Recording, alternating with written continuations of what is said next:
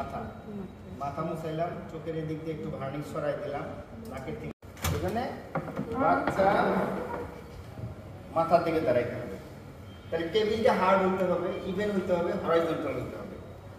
তারপরে বাচ্চার হেড সাইডে দাঁড়াইতে হবে, নিউট্রাল পজিশন। নিউট্রাল পজিশনটা করতে হবে। আর নিচে একটা আমরা কিছু একটা দিই, হ্যাঁ, যেটাতে বোঝা যায় যে এই দিলাম ধরেন হাফ ইঞ্চি না একটা রোল ব্যান্ডেজ, সবচেয়ে ভালো হয় রোল ব্যান্ডেজ দিবে। এই শোল্ডারের নিচে দিব, শোল্ডারের নিচে, হ্যাঁ, এই হাফ ইঞ্চি পুরো রোল ব্যান্ডেজ শোল্ডারের নিচে দিলেই অটোমেটিক্যালি নিউট্রাল পজিশন হয়ে যায়। কেন?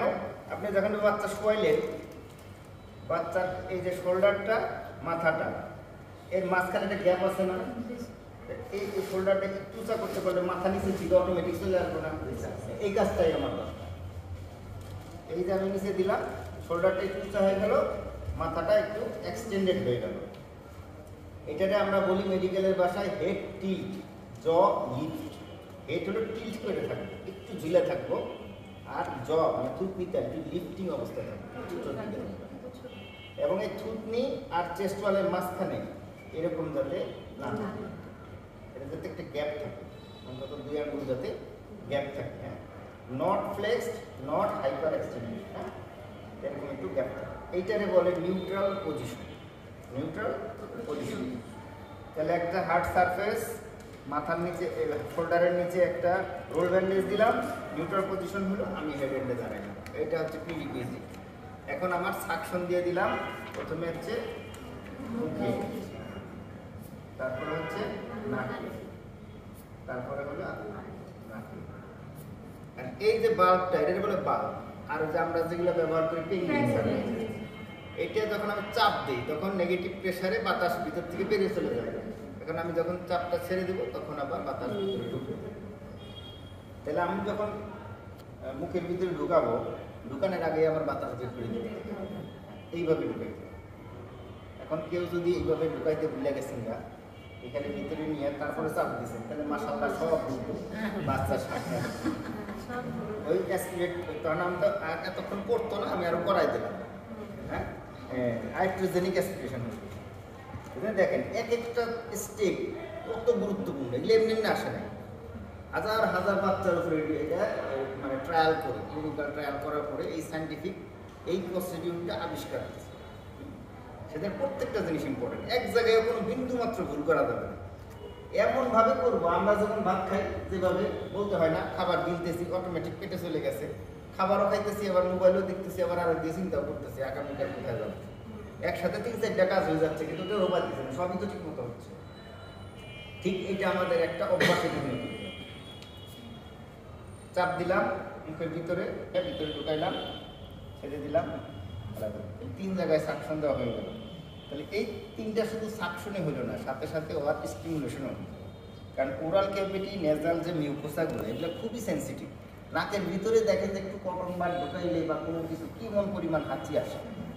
তাহলে হাঁচি আসাটা, হাঁচি কাশি দেওয়াটা, এটা বাচ্চার জন্য ভালো, এটা স্টিমুলেট করে বাচ্চাকে শ্বাস নেওয়ার জন্য। গেল, তাহলে এইটুকু কাজ এয়ারওয়ে ম্যানেজমেন্ট। মাস্কটা এইটাতে করে ব্যাগ অ্যান্ড মাস্ক, এটা হলো ব্যাগ আর এটা হলো মাস্ক। তাহলে মাস্কটা আগে আমরা ফিট করি। মাস্কের এখানে দেখবেন লেখা আছে নাম্বার 1 অথবা 0 অথবা 00 লেখা থাকে, তার মানে এটা সাইজ বোঝায়। এই মাস্কটা ছোট বড় আছে, প্রিটার্ম বাচ্চাদের ছোট লাগবে, টার্ম বাচ্চাদের আরেকটু বড় লাগবে, টার্ম বাচ্চা যদি 4 কেজি হয় আরো বড় লাগবে। তাহলে এটা আমরা প্রথমে কি করি, ফিট করে দেখি যে এটা নাক, মুখ এবং থুতনির আগ পর্যন্ত, এই যে দেখেন এটা একেবারে জাস্ট ফিট হয়েছে। তাহলে নাক, মুখ আর থুতনি নাক পর্যন্ত এটা যদি চাপ দেই, এটার এই রাবারটা এমনভাবে তৈরি যে এটা মুখের চারদিকে যে আমাদের আনইভেন জায়গাগুলো আছে, এগুলো জায়গার সাথে ফিট হয়ে যাবে।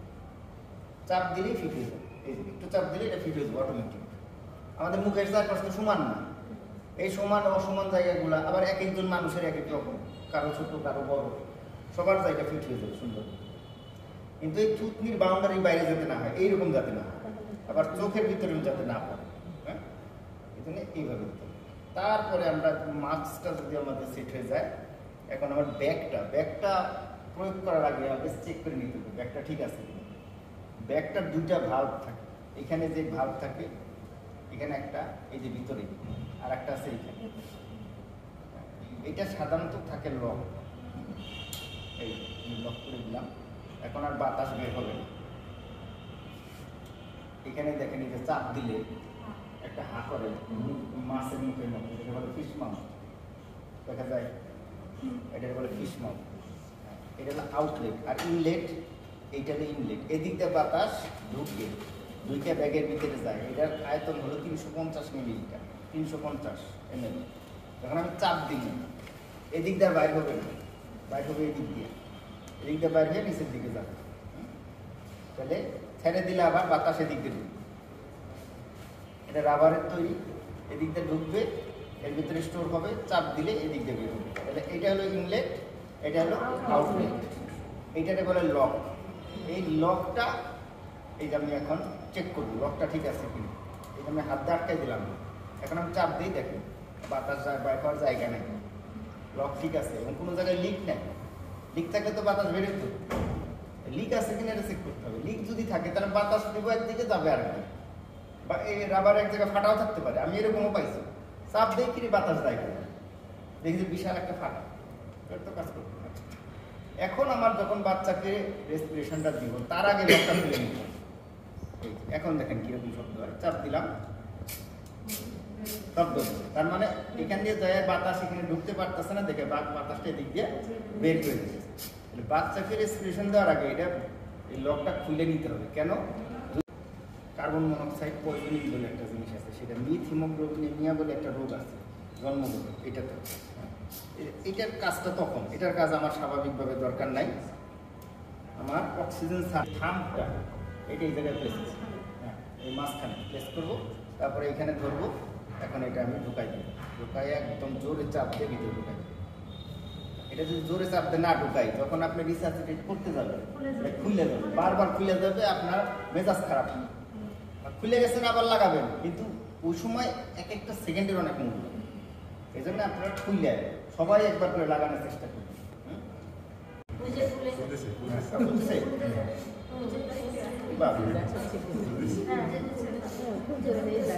আত্মা ফিরাইছে, জ্ঞান ফিরছে। এই যে চাপ দিব, যে এই চাপ দেওয়াটা আমরা কিভাবে বলি? 1001, 1002, 1003, 1004, 1005। আচ্ছা, বাচ্চা এই চেস্ট ওয়ালের দিকে তাকায় চাপ দিতে হবে, বুক ফুলতেছে কিনা, চেস্ট মুভ করতেছে কিনা। হ্যাঁ, এরকম চাপ দেওয়ার পরে আমি দেখলাম বাচ্চা শ্বাস নিচ্ছে কিনা, এটা তাকে শুধু দিতে হবে দেখার জন্য, অন্তত 2-3 সেকেন্ড। হ্যাঁ, যে শ্বাস নিল না, এখন হলো ইমপ্রুভ ভেন্টিলেশন। পালস দেখার যে এটা 10 সেকেন্ডে দেখতে হয়, 10 সেকেন্ড। 10 সেকেন্ডে আমরা কিভাবে দেখি? তখন ওই যে আমার হেল্পিং হ্যান্ড যে থাকে, পরে বলতে হয় যে তুমি পালসটা দেখো আর টেবিলের মধ্যে টুকা দাও, এইভাবে। এইটা আমরা কিভাবে বুঝি? গুনবো কয়বার টোকা দিল, 10 সেকেন্ডে ধরেন 6 বার হয়েছে, তাহলে কত হইল? 60। 10 সেকেন্ডে 8 বার হয়েছে, 10 সেকেন্ডে 8 বার হয়েছে, তো 6টা নাকি না, 10 সেকেন্ডে 6 বার হইলে তাহলে 48। হ্যাঁ, তো এইরকম যদি এরকম চলে তাহলে বুঝতে হবে হার্ট রেট ভালো আছে। হ্যাঁ, সেকেন্ডে যদি কমপক্ষে 1.5টা হয়, সেকেন্ডে 1.5টা, 10 সেকেন্ডে 15টা হবে, 10 সেকেন্ডে 15, 6 15 90, 100-র উপরে হইতো। 100-র উপরে হইলে ভালো, 60 থেকে 100 হইলে বুঝতে আমার সিপিআর দেওয়া লাগবে না। 60-এর নিচে হইলে সিপিআর দিতে হবে। সিপিআর যখন 60-এর নিচে হয়েছে, তখন আমি ওই হেল্পিং হ্যান্ড যে আছে তারে বলবো যে এখন তুমি আসো। এখন এতক্ষণ বাচ্চাটা ছিল মাথা আসে, আর যতক্ষণ পর্যন্ত হার্ট রেট 100-র উপরে না আসে।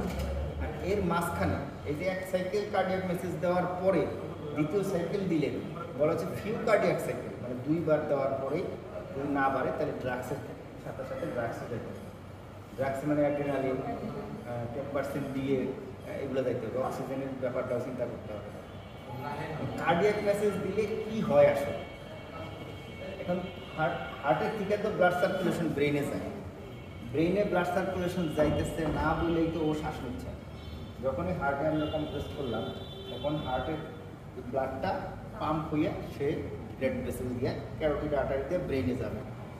এইরকম আপনি 3 বার চাপ দিলেন, তাহলে হার্টের ব্লাড সার্কুলেশন আবার শুরু।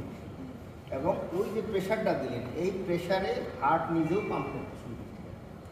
বন্ধ হয়ে গেছিল, সে নিজেও আবার পাম্প করা শুরু করবে। এটা একটা স্টিমুলাস, হার্টের জন্য একটা স্টিমুলাস।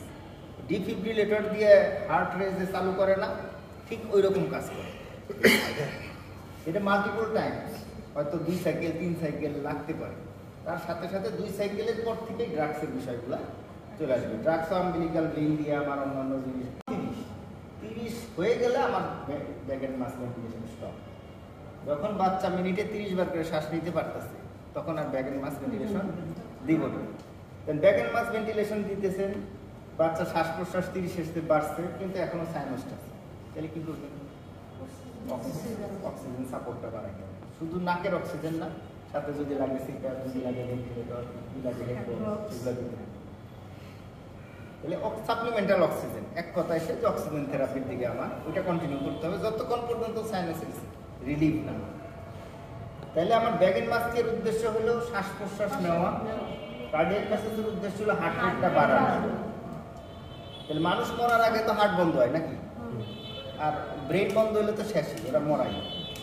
তাহলে ব্রেনকে তাজা রাখার জন্য হার্ট চালাইছে, আর হার্ট যখন চলছে তখন শ্বাস প্রশ্বাসটা চালু রাখছে যাতে হার্টটা চালু থাকে। মাস্ক বন্ধ করলে আবার বন্ধ হয়ে যাবে, এইরকম কন্ডিশনে কি করবে? ধরেন 30-এর উপরে শ্বাস প্রশ্বাস ছিল কিন্তু সে ধরে রাখতে পারতেছে না, সাস্টেইন করতেছে না। হ্যাঁ, 60 বার 70 বার করে শ্বাস নিচ্ছে মিনিটে, 5 মিনিট পর দেখেন আবার এখন আবার বন্ধ, তাহলে কি করবে? কতক্ষণ চালাবো? তখন আমাদের ওই জেনাইসিউ ভেন্টিলেটর, কারণ তাইলে আমার এই ব্যাগ এন্ড মাস্ক তো আমি সারা জীবন চালাইতে পারবো না, আমার হাতে কুলাবে না, হাত ব্যথা হয়ে যাবে। এই জন্য যেটাকে মেশিনে করেছি সেটা আমরা চালু রাখবো, যাতে আশা করি যে এক সময় ব্রেইন স্টিমুলেট হবে, নিজেই শ্বাস প্রশ্বাসটা নিতে পারবে। ঠিক আছে, এই পর্যন্ত হলো আমাদের ব্রিদিং ম্যানেজমেন্ট। সার্কুলেট মাথা মুছাইলাম, চোখের এদিক দিয়ে একটু ভার্নিশ সরাই দিলাম, নাকের